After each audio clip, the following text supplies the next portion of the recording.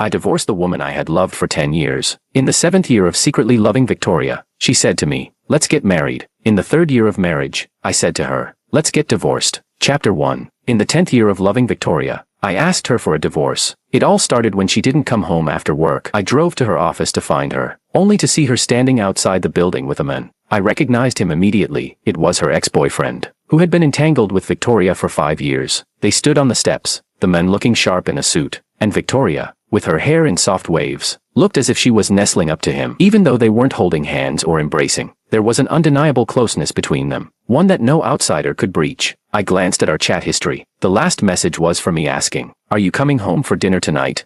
She hadn't replied. She hadn't been replying to me much lately. Whenever I asked, she always said she was busy. But it turns out, she wasn't so busy when talking to another man. I didn't approach them. I just watched from a distance. Victoria's smile looked unfamiliar. It hit me then. She hadn't smiled at me in a long time. We were supposed to be the closest of partners. Yet every time she came home, she wore a cold expression. I had thought it was because she was too exhausted from work, but now I realized I simply wasn't the one who could make her smile. She glanced around casually, and her expression froze when she saw me. She said something to the man, and his smile faded. He waved to her, glanced at me, and then turned to leave. Victoria walked over, opened the car door, and sat in the passenger seat with a frown. "What are you doing here?" I calmly replied, "I came to pick you up from work. Didn't you say you wouldn't let Andrew into your company?" Victoria's frown deepened. "Andrew graduated from Yale and worked at Morgan Stanley on Wall Street for several years. Where can we find such talent? Why wouldn't I let him in?"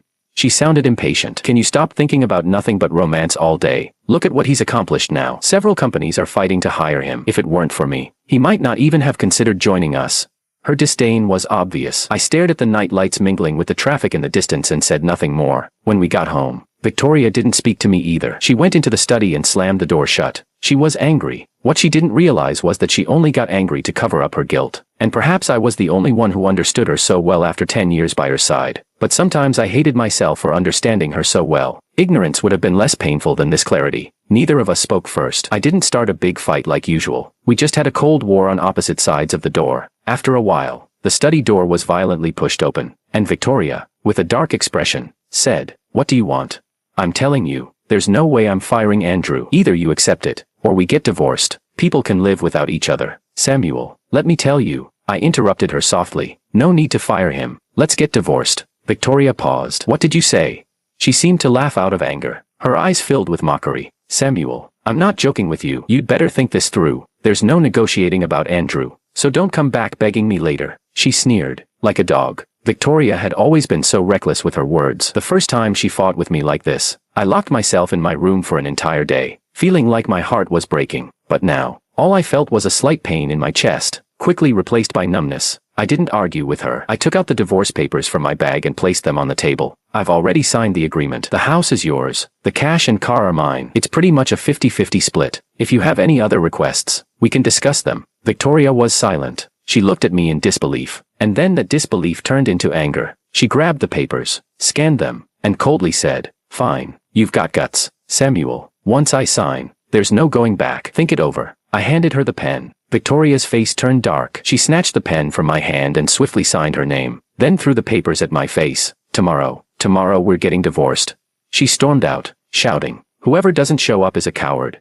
I nodded. 9 o'clock tomorrow morning. I've already made the appointment." She froze. I said nothing more and closed the door to the guest room. I could hear things being smashed outside as I lit a cigarette. The scent of tobacco spread in the white mist as I took a deep drag. How did we end up here? I had wanted happiness, after all. Chapter 2. Victoria and I had a whirlwind marriage. For her, this relationship came out of nowhere, but for me, it was the culmination of 7 years of secretly loving her. At that time, she had just broken up with Andrew. When they were together, I never interfered, but after their breakup, I started attending gatherings where she would be present. During one such reunion, she drank a lot. Her eyes eventually reddened. I knew it was because of Andrew. Back then, Andrew had just received his acceptance letter from Yale University, while Victoria had taken over her father's company and was planning to develop her career in China. They couldn't convince each other to compromise, and after 5 years of being in love, the couple parted ways in the wake of a massive argument. As we were leaving, a few friends, knowing that I had always liked her, nudged and winked, urging me to take her home. I had no choice. I hailed a cab, supporting her as I half-carried, half-helped her into her apartment. Victoria leaned on me, her warm, soft body pressed against mine, making my thoughts race. My hands didn't know where to rest as I fumbled to find the light switch. In the darkness, she drunkenly murmured in my ear, Sam. Her words were so slurred I couldn't make them out clearly. I thought she was calling my name. Her breath, heavy with the scent of alcohol, lingered near my ear. My entire body stiffened, and I couldn't control my reaction. When she leaned in to kiss me, I didn't pull away. The next morning, Victoria was calm, as if nothing had happened the night before. I could only awkwardly leave. She didn't contact me again. I stayed at home for several days, and finally, I gathered the courage to send Victoria a WeChat message. Are you free today? How about a movie? Victoria didn't reply all day. Just as I was about to lose all hope, she suddenly called me, on the phone. Her voice was emotionless. I'm pregnant, Samuel. Let's get married. I still remember exactly how I felt when I heard those words. For the first time, I understood how fitting the phrase, "my heart was bursting with joy," could be. It was like fireworks exploded inside me, leaving me more dizzy than if I had won the lottery. I suppressed my overwhelming happiness, trying to sound calm as I asked her, "Do you like me? I don't want you to be with me just because of the child." Victoria was silent for a long time, avoiding my question. "Don't overthink it. Come see me later." After hanging up, I clenched my fists tightly, my mind filled with images of 17-year-old Victoria, wearing her high school uniform. Love, once it begins, becomes impossible to stop. I don't know when exactly I fell in love with Victoria. Was it when she smiled at me during our late-night study sessions, her eyes crinkling, or when she placed a milk tea on my desk and said, "It's on me"? I just knew I had loved her for a long time. It was like walking alone in the dark and finally seeing the light of dawn. Even though her parents didn't like me, demanded a very high dowry, and made things difficult for me during the wedding, even though the child didn't make it in the end. Back then, I truly believed I was the happiest person in the world. Being with her made all the bitterness turn sweet. How foolish. In the darkness, a bitter smile spread across my lips. Who would have thought that in just 3 short years, the dream would shatter? Chapter 3. Early the next morning, I was already packed and ready, but Victoria had yet to get up. I knocked on the door for a while before she finally opened it, wearing a burgundy camisole nightgown, barefoot, and with a face full of impatience. "Are you in such a hurry?" I glanced at my watch. "If we're late, we'll have to reschedule." I paused. "You've been talking about divorce for so long. Now that it's finally happening, aren't you happy?" "I'm thrilled," she said through gritted teeth with a smile. "Of course, I'm happy. Andrew is back. After all, at least you're smart enough to know when to step aside." I nodded. "Let's go, then." We didn't speak on the way. Victoria kept a cold expression, but I had grown used to it. I don't remember exactly when we stopped talking so much. At first, I loved talking to her. After loving her for so many years, I had saved up countless things to share with her. When I saw a dog on the street, heard a nice song, or watched a great movie, I would send it to her, but she rarely replied. Usually, it wasn't until much later, when she needed something from me, that she would reluctantly respond with a simple I couldn't fool myself into thinking she was just naturally quiet, because I had seen Andrew's social media posts, where Victoria seemed like a completely different person, sweet, lively, and quick to reply to everything he said. Over time, I just stopped sending messages. When we arrived at the civil affairs office, the clerk tried to mediate between us for a long time. "Are you sure your relationship has broken down?"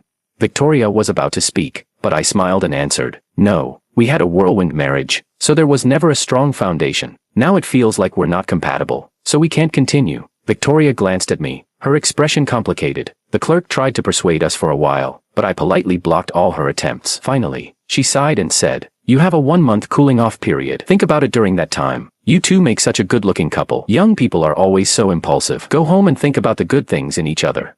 I thought about it. Victoria is beautiful. She was the most popular girl in our high school. Her family background is also great. Her parents run a company, so money was never an issue. While we were still taking buses in college, she was already driving around with Andrew in a sports car. Her personality is great too. She has a large circle of friends and never lets things get awkward. She's a wonderful person, just not to me. As we left the civil affairs office, the midday sun was so bright that I had to close my eyes. Victoria thought I was crying and finally showed a triumphant smirk, regretting it now. Too late. "Samuel." She stood in front of me. Even though she was a head shorter, she managed to look down at me with an air of superiority. "I never go back to what I've left behind." I said nothing and drove her home. Once home, Victoria lay on the sofa, as usual, ordering me around. "Get me some water." I ignored her and came out of the bedroom with my suitcase. "Where are you going?" She frowned. "I found a new place. I'm moving out today." I paused and continued. "I left everything you bought for me in the bedroom closet. Like I care." Victoria suddenly erupted in anger. I forced a smile. "We're getting divorced. Let's say goodbye properly. Take care of yourself from now on. Drink less. Your stomach isn't good. Who do you think you are? Mind your own business." She suddenly stood up, grabbed my suitcase, and violently shoved it out the door, kicking it along the way. "If you're leaving, then get out." her brows furrowed, and her eyes were filled with pent-up anger. I looked at the suitcase on the ground, stunned for a moment. Then I said nothing more, walked over, picked up the suitcase, and entered the elevator without looking back at her. The burning gaze behind me felt like it was trying to bore a hole through my back. But in the end, the closing elevator doors completely severed it. Chapter 4. I didn't take the house because I didn't want to have any more ties to Victoria. I didn't want to see her things, smell her scent, or think about anything related to her.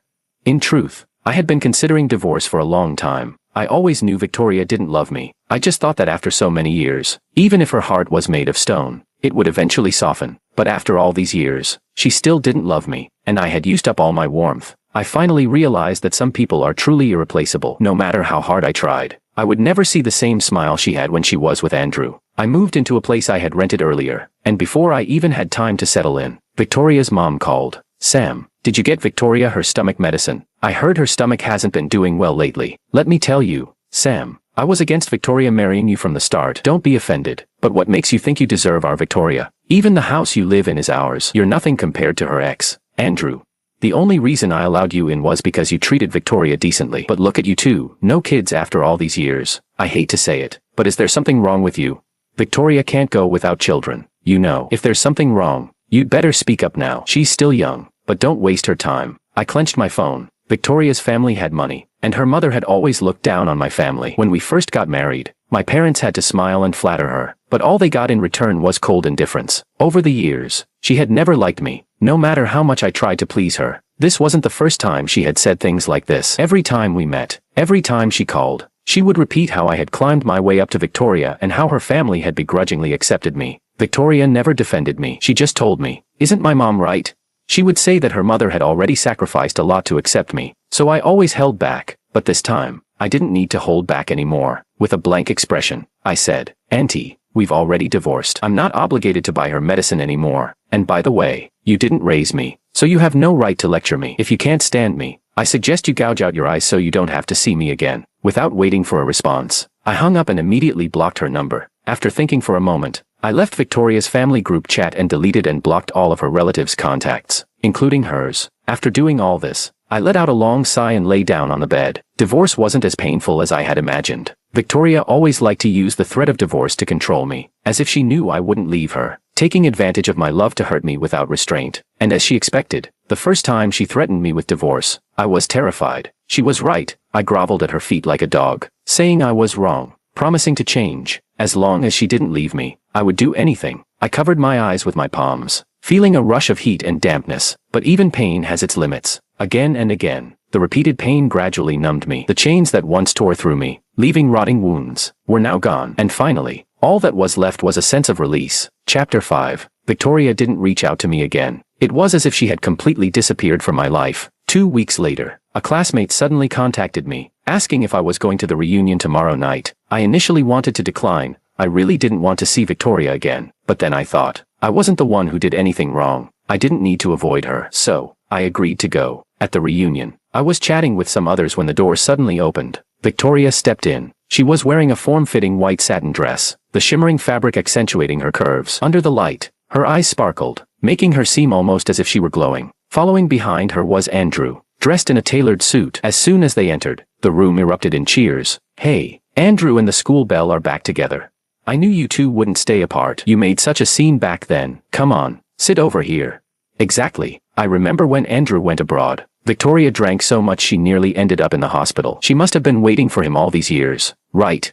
When I married Victoria, she said she didn't like making a big deal out of things, so we didn't have a wedding. After we got married, she never posted anything about me on her social media, and she even kept her distance from me when we went out with friends. It's funny, after 3 years of marriage, only a few close friends knew we were together. Victoria's gaze swept through the crowd until it landed on me, her eyes carrying a hint of mockery as she smirked. I didn't look at her and turned to continue my conversation with the person next to me. Her face darkened, and she sat down with Andrew. "So, Andrew, why are you back? I heard you were doing great abroad. Are you planning to return and contribute to the motherland?" Someone joked. Andrew's lips curled into a slightly smug smile. "I'm getting older. It's time to start thinking about settling down. My family's been pushing me, too." He didn't mention any names, but everyone laughed. "Yeah, Victoria's been waiting for you all these years. Now that you're back, it looks like good things are on the horizon."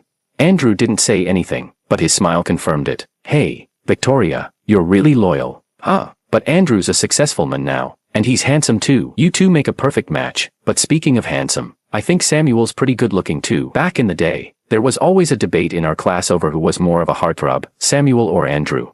Just as I was about to say something, Victoria sneered. What good is being handsome? Some people have nothing but romance on their minds all day, becoming so stupid as house husbands that no one could love them. My face went pale. I knew she was talking about me. When she was busy with her startup, I knew that if I pursued a career too, we'd hardly ever see each other. So, for her, I turned down all job offers and stayed home to take care of her. Everyone fell silent, and then a classmate tried to smooth things over. You can't say that.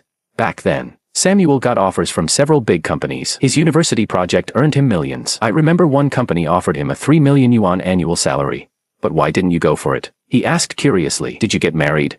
Victoria froze and turned to look at me. I lowered my gaze and calmly replied, yes, I married a heartless woman. I turned down all those opportunities to take care of her. But trash is trash. No matter how much you give, it's never enough. Fortunately, I got out in time. A male classmate nearby nodded in agreement. Yeah, some women are like that. They want a servant when they get married, then complain when the man doesn't make money and call him a loser. They want all the good stuff for themselves. Ugh, that kind of trash deserves to end up alone. The topic shifted, and the conversation turned to everyone's relationships and marriages, with people warning against being too romantic, lest they end up with a scumbag. I had always been deferential to Victoria. This was the first time I had ever criticized her, and she stared at me, seemingly a bit bewildered. She tried to say something, but her voice was lost in the noisy chatter. When the reunion ended, I got into my car, ready to leave. As I started the engine, someone knocked on my window. It was one of Victoria's close friends, looking a bit embarrassed. Sam, Victoria's stomach problem has flared up again. Could you take her home? Of the people here, only a few knew about our marriage. I frowned. Where's Andrew? She hesitated. He offered, but Victoria didn't want him to. Victoria always listens to you. Could you? I glanced to the side. Not far away, Victoria stood at the hotel entrance, bathed in the orange glow of the lights. Her gaze drifted toward me but quickly turned away as if burned when our eyes met. Andrew was next to her, saying something while trying to drape his jacket over her shoulders. She seemed distracted, frowning as she waved him off. We're divorced, I said, turning my attention back to her friend. Sorry, but you'll have to find someone else, Sam. She tried to say more, but I nodded to her and drove off. In the rearview mirror, I saw Victoria watching me, slightly hunched over, her face pale. I didn't look back at her as I drove away. Everyone around Victoria knew how much I cared for her. Her stomach problems started when Andrew left, and she drank excessively, causing long-term damage. Over the past 3 years, I went from being completely clueless about household chores to becoming the perfect husband, cooking soups and meals in countless variations just to take better care of her. I bought all her medication, portioning it out into daily doses and tucking them into her clothes, reminding her to take them on time. When she forgot to bring her medicine on a business trip and woke up in the middle of the night with stomach pains, I braved the freezing winter and took the earliest flight to bring it to her. But by the time I arrived, she had already fallen asleep. So I waited outside her door for hours until I was covered in snow. When Victoria finally woke up and opened the door, she simply frowned in annoyance and said, "Give me the medicine and leave." It was on the way back from that trip that I had a car accident and ended up in the hospital for half a month. She never visited me, not even once. Memories gnawed at my heart like insects, not enough to be excruciating, but sharp enough to be impossible to ignore. Sometimes, I didn't understand myself. I wasn't normally this kind of person. So why had I become so pathetically humble when it came to her? But love has a way of defying logic, easily demolishing all of a person's principles. One smile from her, and all my boundaries would crumble, leaving me defenseless, cut into 1,000 pieces by him. My love had been completely exhausted. The Samuel who once had eyes only for her had been worn down to nothing by her own hands. Chapter 6. The next morning, just as I was about to leave, I received a call from my parents. They told me that both they and Victoria's parents were at our place and asked me to come home for a talk. I had anticipated this day would come. Divorce isn't a small matter. It involves 2 families. Even though I didn't want to go back, it was something that had to be resolved eventually. In just 2 short weeks of being away, the house that once felt like home now seemed unfamiliar to me. As soon as I walked in, I felt a sense of suffocation. Both sets of parents were sitting on the sofa, and Victoria was off to the side, quietly fiddling with her nails, her head down, not saying a word. Perhaps sensing that I was serious this time, Victoria's mother didn't immediately start berating me. Instead, she frowned and said, "Sam, I know young people can be impulsive, but divorce is no small thing. How can you just talk about divorce so casually?" I chuckled. "Auntie, you should ask your daughter that. She's the one who brought up divorce, if I remember correctly. This is the 13th time Victoria has mentioned wanting a divorce since she's so determined. I'm just giving her what she wants." Victoria's mother was taken aback and forced a smile. Victoria is just being childish. She's not mature yet. Oh, really? I replied coolly. She's older than me by half a year. Is there something wrong with her development? She's 25 years old. Old enough to have children. Yet her brain isn't mature. Victoria's mother was embarrassed and fell silent. Victoria's father cleared his throat. Sam, Victoria is young and doesn't understand. As her parents, we apologize on her behalf. But when a marriage has problems, it's never just one person's fault. It takes two to tango. Uncle, if I slap you, would you say it's my hand's fault? Now that we were divorced, I no longer needed to hold back. I could say whatever I wanted. I walked over to Victoria and said in a low voice, Victoria, stop pretending. Why don't you tell your parents what really went wrong in our marriage? Your ex-boyfriend came back, and you said you didn't like a man like me who only knows about love and spends all his time at home taking care of you. But wasn't it your family who said you were in poor health and asked me to quit my job to take care of you? 4 years, I cooked and cleaned, made you 3 meals a day, and because of your stomach problems, someone who loves spicy food, never made anything spicy at home again. Victoria, tell me honestly, was that my fault? Victoria remained silent. Her mother couldn't help but interject. You can't just blame her. After all these years, you two still haven't had a child. We weren't happy about Victoria getting pregnant before marriage, and then you couldn't even keep the baby. Who knows if there's something wrong with you? I suddenly turned around, raising my voice. Yes, she got pregnant, but getting pregnant isn't just up to me. If Victoria didn't want to, could I have forced her? Why is everything my fault? Didn't I take responsibility for her afterward? You say the baby wasn't born. Why don't you ask your daughter why? She secretly had an abortion and didn't tell me. She never wanted the child in the first place. So, whose fault is that? Mine. I hadn't planned on getting angry, but the emotions I had suppressed for so long burst out uncontrollably. Was it wrong to give everything to someone? Why did loving someone turn into a mistake? In the end, I nearly broke down, shouting at her.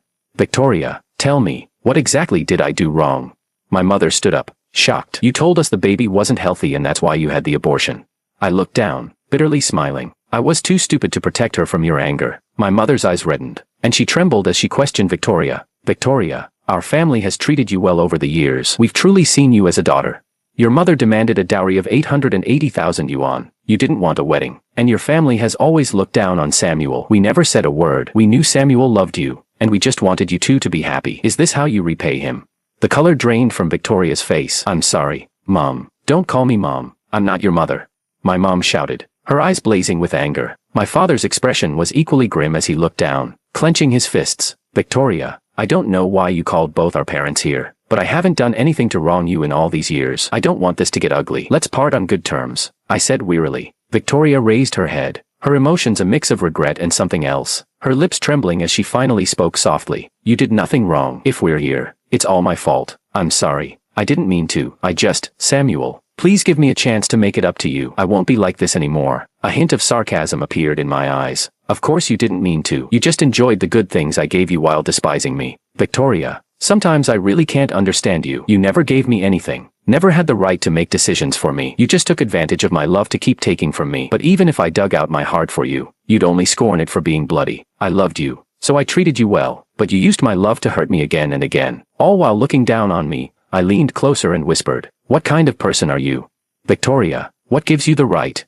Victoria's eyes flickered, her face pale as if she had been through a serious illness. Facing my questioning, she couldn't say a word, as if my words had pierced her heart, leaving her at a loss for the first time. Her once strong and proud back seemed to bend under the weight. Andrew came back, and you told me you wouldn't let him into the company, but then you kept him there. Victoria, you were unfaithful in our marriage, broke your promises, and then blamed everything on me, saying I was obsessed with love. Isn't this perfect? I'm giving you what you wanted. Victoria looked up quickly. There's nothing between Andrew and me. We're just colleagues.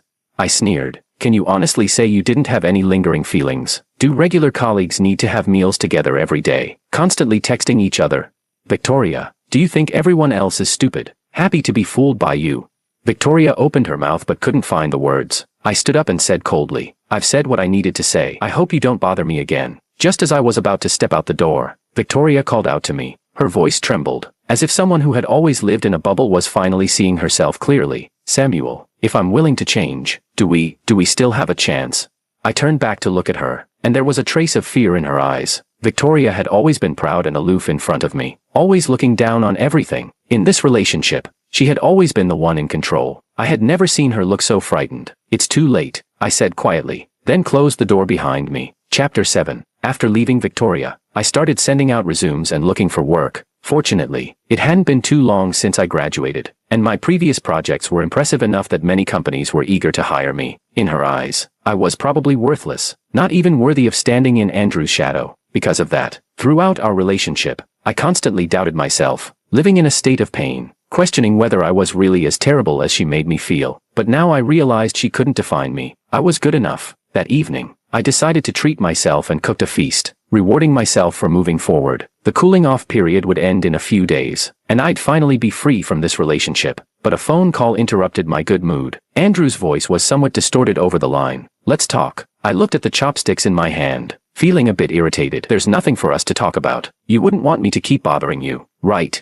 It's better to clear things up." Although he was the one seeking me out, his tone was still arrogant. I hung up the phone without hesitation. The next day, when he called again, his tone had softened considerably. "I just want to discuss something with you. It'll only take an hour. I won't waste your time." I didn't want to meet him, but I also didn't want him pestering me daily. So I agreed to meet for a brief conversation. Andrew got straight to the point. "I don't want you to keep in contact with Victoria. Since you've broken up, you should make a clean break and not keep dragging things out." I looked at him. He was wearing a custom-made Italian suit, his hair neatly combed back, looking both handsome and sharp. No wonder Victoria had been so infatuated with him for so many years. "You know, I was with her first. We were doing well together. If you hadn't interfered, we might have already gotten back together. Now that you're divorced, I don't want you interfering with her anymore." I sneered. "I blocked her a long time ago. So where's the dragging things out?"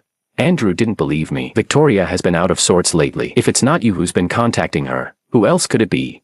You people are really good at telling yourselves stories." I laughed and spoke sharply. "Interfered? How did I interfere? You two broke up before we got together. How does that count as interference? If Victoria didn't want to marry me, do you think I could have forced her with a knife to her throat? Why don't you go ask her? As for me contacting her," I set down my coffee and looked at Andrew with disdain. "Don't worry. If you're still into her, then keep her close. I'm not interested in that woman anymore." Andrew tried to say something more, but his eyes suddenly widened. Victoria hurried over from behind me, grabbed his arm, and angrily said, "Are you out of your mind? Who told you to come find him?"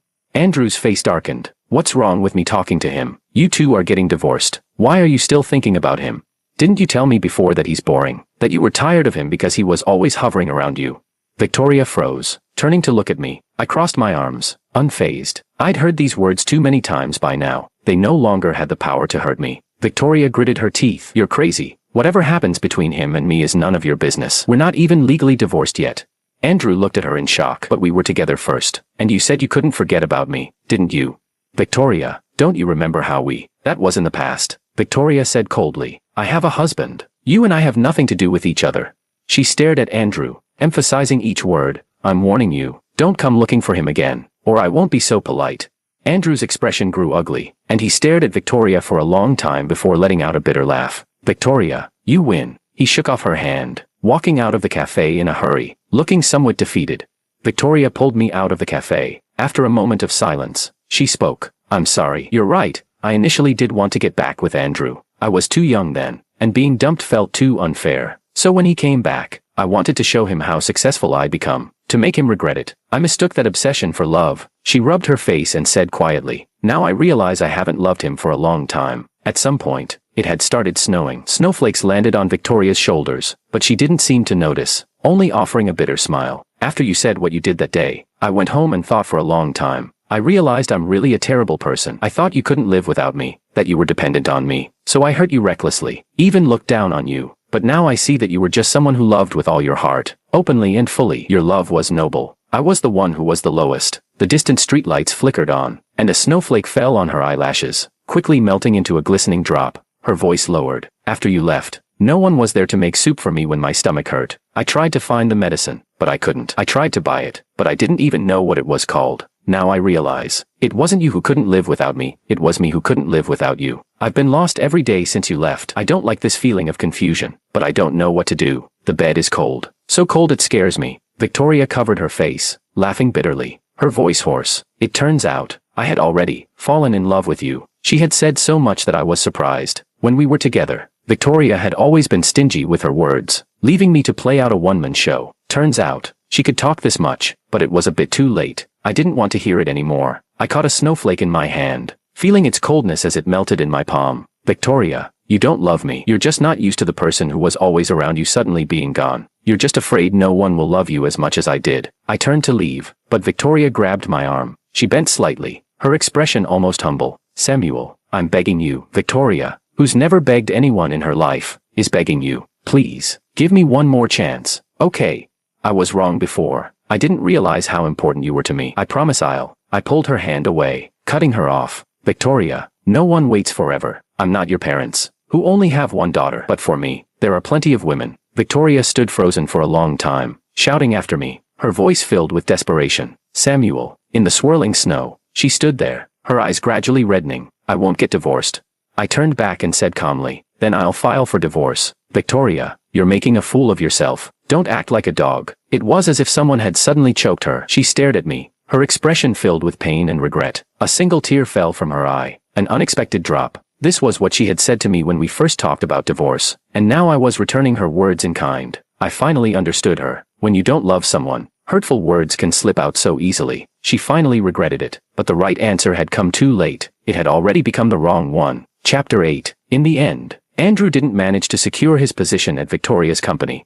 It was discovered that he had faked his resume. He had only interviewed on Wall Street but never actually made it through. His supposed experience at Morgan Stanley was also fabricated. The truth came out after he took on a project and completely botched it, failing to even get the decimals right in the proposal, leading to massive losses for the company. The deputy manager sensed something was off and decided to run a background check on Andrew, only to discover that he had landed the job solely through Victoria's connections. By boasting about himself, the scandal blew up, and Andrew was forced to leave the company in disgrace. His reputation was ruined, and he couldn't find work in the industry anymore. He had no choice but to return to his hometown. Meanwhile, it seemed like the tides had turned for me. I was doing well in my career, and a headhunter from a reputable company in the industry reached out, offering me a vice president position. I planned to work for a few years, gain more experience, and then start my own business. While things were going well for me, Victoria wasn't doing so well. She ended up in the hospital again after drinking heavily. One of her friends called me, frantic. Sam, please, I'm begging you. Victoria has been drinking all night, and nothing we say can stop her. Please, can you come and see her? I hesitated for a moment. Sorry, I have a meeting today. I can't make it. She's been calling out your name, crying, saying she's sorry. Her friend pleaded. She really loves you. How can you be so heartless? I laughed bitterly. When I got into that car accident while bringing her medicine, she was video chatting with Andrew, flirting. I called her multiple times, but she wouldn't pick up, and in the end, I had to call 120 to save myself. The doctor said if I had been any later, I might not have made it. The broken ribs nearly punctured my lung, but when Victoria found out, all she said was, okay, I know. It was then that the last bit of love I had for her died. I finally realized that no matter how hard I tried, I could never warm her stone-cold heart. If we're talking about heartlessness, I have to bow down to her. I clenched my fists and hung up the phone without saying another word. The love I once longed for, now that it's returned after so long, feels out of season. I don't want it anymore. Her parents then called me using a different number. Victoria's mother had long lost her former arrogance, and she cried as she begged me, Sam, Victoria really loves you. We were wrong before. Please, can we make it up to you? We'll return the wedding gifts, the dowry, whatever you want. We won't argue. I couldn't help but find it laughable. I really don't understand why people are like this. When you're eager to please them, they only see you as cheap, but when they realize you might leave, they suddenly see they have nothing to rely on. Please, just come and see Victoria. Her stomach is bleeding badly, and even when she passed out, she was still calling your name. Her mother's sobs were almost incoherent. In the past, when I heard that Victoria was in pain, I would feel like my heart was being twisted, but now, I only felt annoyance. I hung up the phone, picked up my meeting materials, and headed into the conference room. Where was all this concern before? Even if she drank herself to death now, I wouldn't shed a single tear for her. I thought that with Victoria in such a state, she wouldn't be able to go through with the divorce. But to my surprise, she showed up 3 days later. She looked pale and haggard, having lost a significant amount of weight. She looked at me as if she wanted to say something but ultimately remained silent. She didn't beg or plead, just signed a new agreement. All the assets went to me, and she left with nothing. Think of it as a way for me to atone. This way, I can have the dignity to try and win you back. She smiled bitterly. I shook my head with a sigh. If you had known it would come to this, why did you act that way before?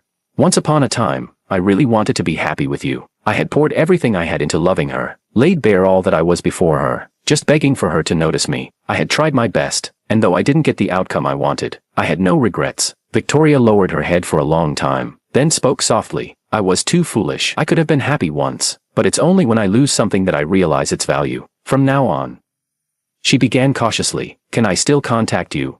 As if afraid I'd refuse, she quickly added, I won't bother you often. Just give me a chance to know that you're doing well. There's no need for that. I smiled at her. The past is the past. We both need to move on. But, I added as I gently brushed back a strand of her hair, next time you meet someone who loves you, don't treat them the way you treated me. Loving someone isn't wrong. The person being loved shouldn't trample on that love, because love is precious, and you never know when it might disappear. Victoria's expression turned grim, as if my words had become a knife that stabbed her deeply. In the shadowy light, I couldn't see her face clearly, but I could hear the slight tremor of pain in her voice as she choked out, okay, goodbye then. I wish you happiness. I waved goodbye to her. Samuel, she suddenly cried out, breaking down. Samuel, I can't be happy without you. I suppressed the pang in my heart, didn't look back, and walked away into the sunlight. When I love fiercely, with all my heart, offering everything I have, but when I no longer love, I never look back. Everything in the past has faded. I won't look back. I'll keep moving forward. This is where it ends. Goodbye forever. Victoria.